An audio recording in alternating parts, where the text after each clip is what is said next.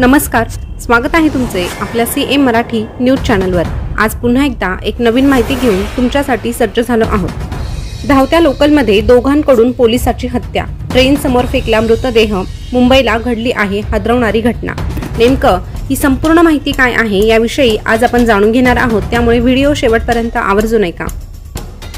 मुंबईतल्या घानसोली परिसरात एक धक्कादायक घटना उघडकीस आली आहे। इथे 2 जणांनी एका पोलीस कर्मचाऱ्याची धावत्या लोकलमध्ये हत्या केली आहे। आरोपी एवढ्यावरच थांबले नाहीत, तर त्यांनी हत्येनंतर संबंधित पोलीस कर्मचाऱ्याचा मृतदेह समोरून येणाऱ्या धावत्या लोकल समोर फेकला। हा अपघात भासावा म्हणून आरोपींनी असं केलं होतं, मात्र मृत पोलिसाच्या गळ्याभोवती व्रण आढळून आल्यानंतर या प्रकरणाचं गूढ उलगडलं आहे। या प्रकरणी पोलिसांनी 2 अज्ञातांविरोधात गुन्हा दाखल केला असून त्यांचा शोध सुरू केला आहे। विजय रमेश चव्हाण असं हत्या झालेल्या 42 वर्षीय पोलीस कर्मचाऱ्याचं नाव असून ते पनवेल रेल्वे पोलीस ठाण्यात हेड कॉन्स्टेबल म्हणून काम करतात। घटनेच्या दिवशी मंगळवारी चव्हाण यांची साप्ताहिक सुट्टी होती। बुधवारी पहाटे 5:30च्या सुमारास चव्हाण यांचा मृतदेह घणसोली ते रबाळे रेल्वे स्टेशनच्या मध्ये आढळून आला होता।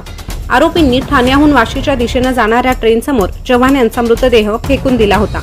याबाबतची माहिती मोटरमनने आरपीएफ आणि वाशी रेल्वे पोलिसांना दिल्यानंतर रेल्वे पोलिसांनी तातडीने घटनास्थळी धाव घेतली। घटनास्थळाची पाहणी केल्यानंतर मृत व्यक्ती दुसरी तिसरी कोणीही नसून पनवेल पोलीस ठाण्यात काम करणारे हेड कॉन्स्टेबल विजय चव्हाण असल्याचं समोर आलं। तसेच त्यांच्या गळ्यावर गळा दाबून हत्या केल्याच्या खुणा देखील आढळल्या। तसेच त्यांचं शवविच्छेदन केलं असता त्यांची गळा दाबून हत्या केल्याचं समोर आलं आहे। 2 जणांनी धावत्या लोकलमध्ये विजय चव्हाण यांची हत्या केल्यानंतर त्यांचा अपघातात मृत्यू झाला आहे हे भासवण्यासाठी त्यांना लोकल समोर ढकलून दिल्याचं प्राथमिक तपासात समोर आलं आहे। या प्रकरणी पोलिसांनी 2 आरोपींविरोधात गुन्हा दाखल केला आहे। आरोपींचा शोध अद्याप सुरू आहे।